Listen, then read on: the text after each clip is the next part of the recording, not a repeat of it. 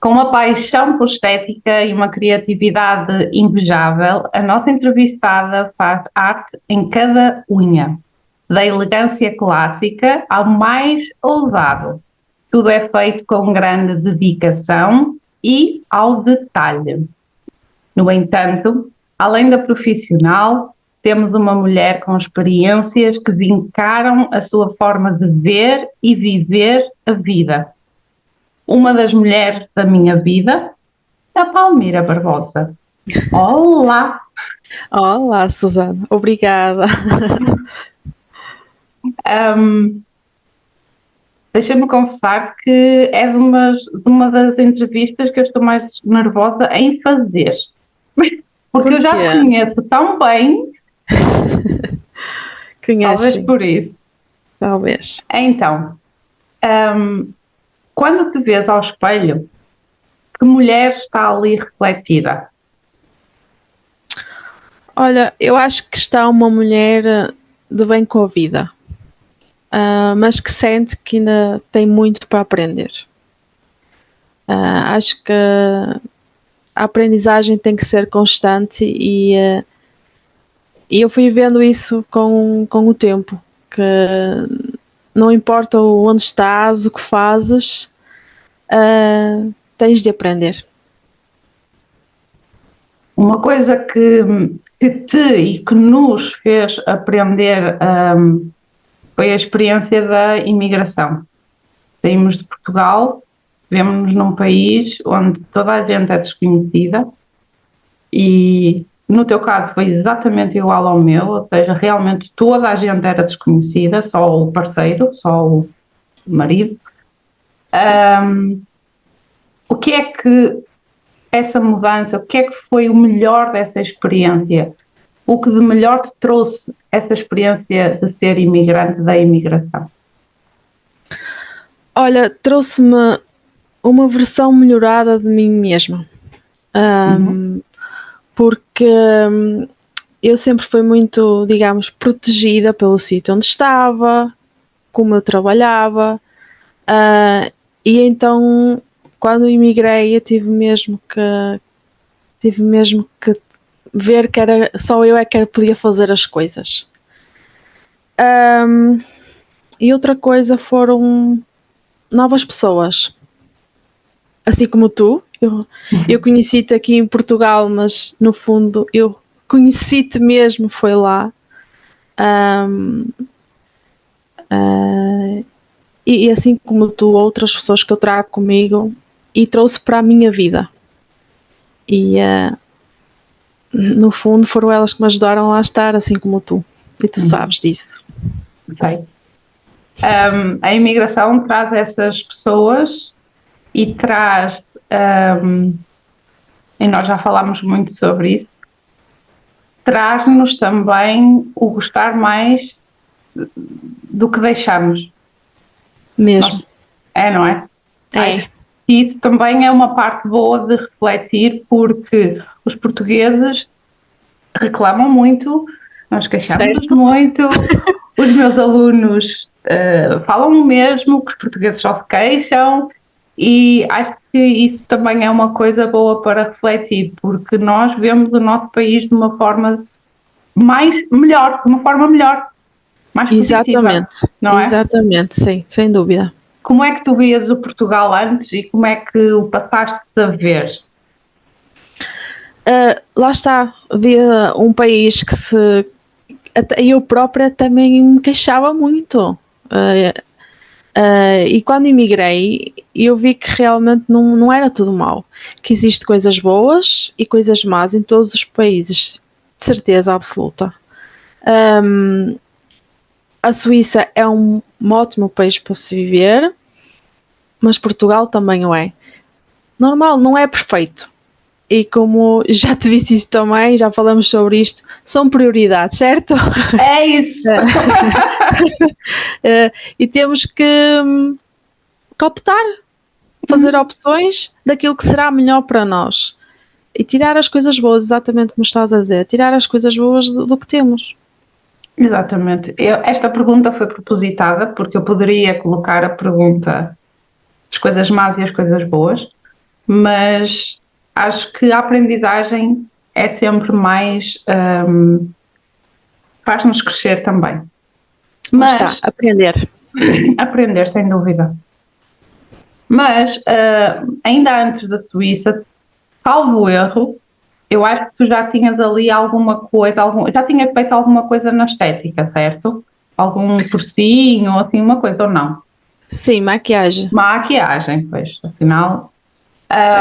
Como é que surgiu essa paixão pela estética em geral e depois mais especificamente pela manicure? Porque tu agora és mais focada na arte das unhas. Ninguém vai ver as minhas unhas neste momento porque só vão ouvir o áudio, mas Mas estão lindas. elas estão lindas e têm um padrão do azulejo português, por isso. Exato. Então, como é que isto surgiu? Olha, mesmo antes de fazer o curso da automaquiagem, que sempre gostei de maquiagem, mas as unhas entraram muito cedo. Eu lembro-me perfeitamente de olhar as unhas nas revistas, nos filmes e adorava. Aquilo que nós chamamos a ponta francesa, eu via aquela unha com a ponta tão branquinha e eu não sabia como é que pensava que aquilo era da pessoa. Imagina a minha ignorância. Depois, olha, eu encontrei o YouTube. Uma grande, foi assim um grande achado. Sinceramente foi das coisas que mais me mudou a nível de unhas, e então eu aprendi muito. Eu fazia com verniz normal na altura, recriava os desenhos que eu via.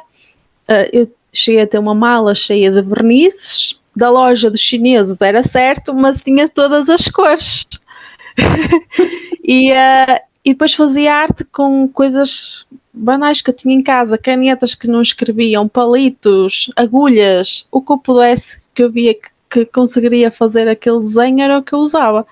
E foi assim que comecei. Depois, quando emigrei para a Suíça, consegui encontrar uma escola para que eu conseguisse falar, porque falavam o português do Brasil lá, e tirei a estética e unhas de gel. Mas que, sinceramente, a minha área para a qual eu sempre me puxou mais foi as unhas. Uhum. E eu fui A minha cobaia. cobaia, mas não me queixo. É muito engraçado ver as tuas unhas de quando eu comecei para agora. Não é? É.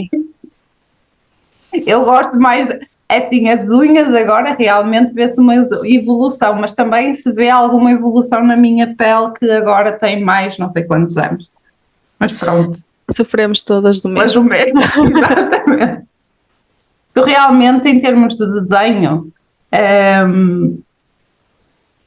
como eu disse na pequena introdução, tu tanto fazes aquele básico, aquele ponta francesa, só uma corzinha ali para dar um brilho, como quando eu te peço, por exemplo, aquilo que as pessoas não estão a ver, que é a minha unha neste momento, em que eu pensei, opa, isto aqui é super fácil, só que não.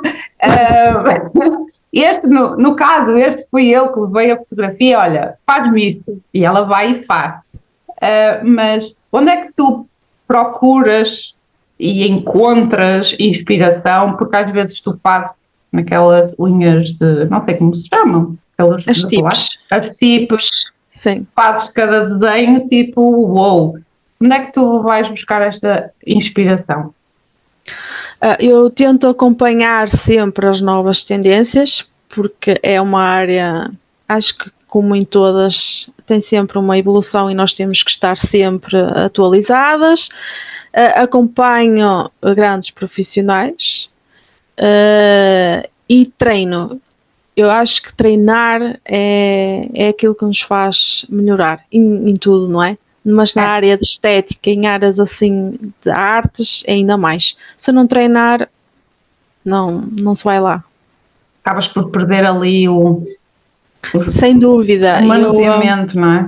Sem dúvida, quando engravidei tive algum tempo parada E quando retornei, sentia dificuldade.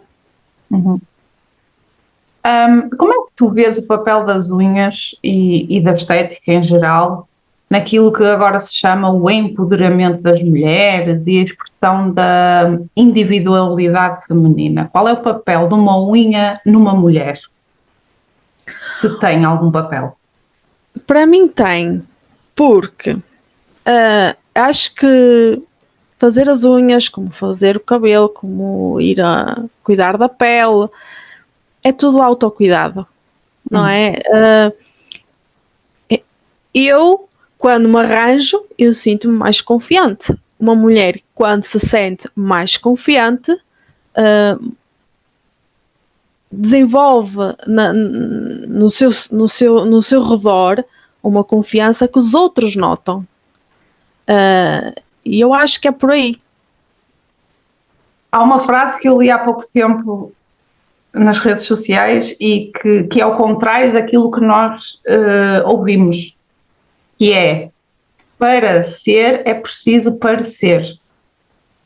E acho que tem toda a lógica. Vai de encontro àquilo que tu estás a dizer, ou seja, a pessoa tem que parecer realmente estar bem, estar cuidada, Claro para que parecer sim. confiante. Exatamente. E depois a unha reflete muito também aquilo que nós somos, não é? Por exemplo, eu tenho pessoas que gostam de uma unha mais arrojada, tenho pessoas que gostam de uma coisa muito mais natural e simples. Até nas unhas se reflete aquilo que nós somos. E acho que isso demonstra aos outros os nossos gostos. Por isso é que eu acho que tem tudo a ver com as mulheres. E depois tens-me a mim, que passa de uma unha básica para um azulejo de Portugal, que é assim uma Exatamente, loucura. exatamente, foi uma alegria extrema quando ela me chegou com este desenho, embora me tenha dito, eu achava que isto era mais rápido, que isto era mais fácil, mas ficou linda. Ficou. É engraçado que hoje, na verdade não hoje, ontem, durante o dia estava a pensar na entrevista e estava a pensar nesta pergunta e lembrei-me de uma situação. Na universidade, nós, enquanto professores, nós temos o tempo de estágio e durante os 4 anos, no meu caso foram 4 anos, durante os 4 anos nós temos estágio, mas de facto o último ano é o ano intensivo de estágio. Eu lembro-me perfeitamente da minha professora da disciplina de prática pedagógica, que se chamava, dela dizer: por amor de Deus, vocês levem as unhas sempre cuidadas. As mãos estão, e realmente eu falo muito com as mãos, mesmo online. Vocês não me estão a ver, mas eu estou a falar com as mãos. Eu sou muito. E a minha professora sempre disse, e nós éramos só mulheres, e ela sempre disse: por amor de Deus, não vão para as escolas com unhas sujas, com uma cortada, uma arregaçada, uma unhas ruídas. Falou disso. Unhas ruídas, por amor de Deus, não. E a mão sempre muito cuidada. E outra coisa que também me lembrei foi, atenção, Palmira, isto foi há 20 anos atrás, quase. A minha professora não me lembro o nome da disciplina, mas basicamente era literatura infantil. Ok. Naquela altura, unha de gel era caríssimo. Era assim 50, 60 euros ou mais. Eu acho que na altura ainda custava mais. E aquela professora tinha unha de gel. E aquela professora, todas as aulas, trazia um livro para crianças. Como é que são os livros para crianças? Têm capa dura. Olha, nós, todas as mulheres, nós ficávamos apaixonadas só com o som. O tocar aquele trum-tum-tum. Isso. Eu acho que, mas realmente todas. Nós saíamos da aula, depois ela era muito jovem, muito simpática, quase da nossa idade. E nós ficámos, ai, sabe, eu não quero saber da literatura, eu quero as tuas unhas. Isto há 20 anos atrás realmente era muito impactante e aquilo realmente refletia um autocuidado e chamou realmente a mão. Eu acho que para grande parte dos trabalhos, mas para os professores, é quase que um instrumento de trabalho. Claro não que é? sim, claro que sim. Por isso, concordo perfeitamente com o que tu disseste. As unhas, no entanto, e principalmente esta questão da unha de gel, há muitos mitos. Existem Mitos sim, sobre a unha. Quais são os muitos. principais mitos que estão relacionados com as unhas? Olha, há bastantes. Eu vou só dizer o que mais que eu ouço na minha mesa de trabalho. Uhum. A unha não respira, gente. Não respira, não. Tenho muita gente a dizer, eu queria retirar o alongamento porque eu quero deixar a unha respirar. Não, isso não existe. A unha não respira oxigênio. Não é por estar livre de gel por cima da unha que a unha não vai crescer. Antes, pelo contrário, eu acho que o gel, se for bem aplicado, se for um bom produto, protege a unha natural. Uhum. E depois o outro, que eu também ouço, lá está, é que o gel estraga a unha, mas não estraga. Não estraga. Se for um bom produto, se for bem aplicado, se não limarem muito a unha, se não arrancarem as unhas de gel com o dente, a unha não fica estragada. Mas lá está, são mitos que as pessoas às vezes ouvem uns com os outros e aquilo é tipo uma bola de neve, uma ouve a outra, e é por isso que eu tenho que estudar também, percebes? Uhum. Para poder explicar isto às pessoas. Não é só chegar ali, ai, por favor, aplique-me gel. Não é assim que funciona. Eu tenho que perceber sobre a unha, sobre o produto que eu estou a utilizar. Não é um emprego tão básico como algumas pessoas pensam. Também tem que se estudar. Sem dúvida alguma. E eu acho que o facto de falar do emprego básico, não é? Porque isto não acontece noutros países onde nos irão ouvir, mas em Portugal neste momento existe uma grande quantidade de esteticistas, manicures, cabeleireiras. Portanto, tornou-se isto um pouco de um emprego básico, mas que na realidade Sim. não é. E o que é que nós vimos na pandemia? O quão importante eram estes empregos básicos, porque já havia pessoas super deprimidas, com cabelos brancos de 10 Sim, sim, sim. centímetros, Lá está, o unhas... autocuidado, não é? Que estávamos a falar. Tu sentes-te melhor, correto? Sem dúvida, sem dúvida. Além disso, a tua profissão, assim como destas áreas que estava a falar, cabeleireira, esteticista, e porque eu também passei um pouquinho na parte do cabeleireiro, Sim. dei a perninha no cabeleireiro, dei uma perninha no cabeleireiro, nós ouvimos de tudo. De Assim, tudo. de tudo.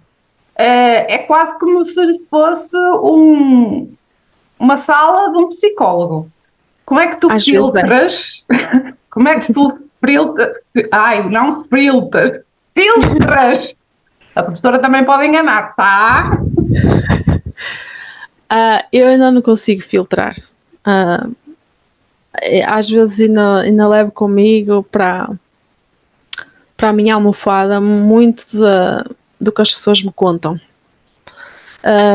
Às vezes são histórias pesadas, às vezes são coisas boas e também me rio. E há dias que choro, outros dias que rio com elas. E tento sempre puxar para que continuem a lutar, não é? É isso que nós todos estamos aqui a fazer. Tento-lhes mostrar que há dias bons ou dias maus, mas dizer assim, eu saio do meu trabalho e esqueço. Isso não consegui fazer. Muito bem, agora deixando aqui um pouquinho a tua profissão e indo um pouco mais de encontro àquilo que é o tema da nossa revista, que é sobre a literatura portuguesa, uma revista super rica aqui no que toca a autores de diferentes épocas, a tua relação com os livros, apesar de teres uma profissão que até exige de ti muito tempo extra, horas extra, prática extra, eu sei que tu tens alguma relação com os livros. Qual é ou como é essa tua relação? É boa. Eu gosto muito de ler. Se me perguntasses se enquanto que eu andei na escola gostava de ler, a minha resposta é não. Assim como não gostava de EVT. Ah! Exatamente, eu não gostava de desenho. Portanto, Detestava. EVT, deixa-me traduzir isso era educação visual e tecnológica. Correto. Isso. Poderia ter aprendido muito, agora dou na cabeça, mas é o que é. Uhum. E a leitura surgiu igual, surgiu depois da escola. Agarrava tudo que conseguisse ler, até livros Físicos, não? não, daqueles autores do décimo segundo, acho, porque eu peguei dos Filósofos. filósofos, e correto, da minha vizinha, que ela me emprestou para ler. Eu não percebia nada, mas eu lia. Não me perguntes porquê.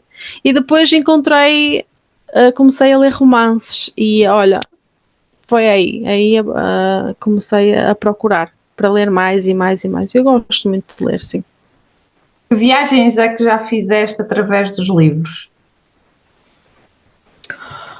Olha, já viajei por mentes brilhantes. Lá está, são daquelas coisas que tu lês e tu ficas a pensar naquilo. Tem que ser alguém, e tu pensas, tem que ser alguém muito inteligente para dizer aquilo, não é? Já viajei em outras culturas, já viajei no mundo dos agentes secretos, eu adoro. Começa a entender o teu filho, a paixão do teu filho também.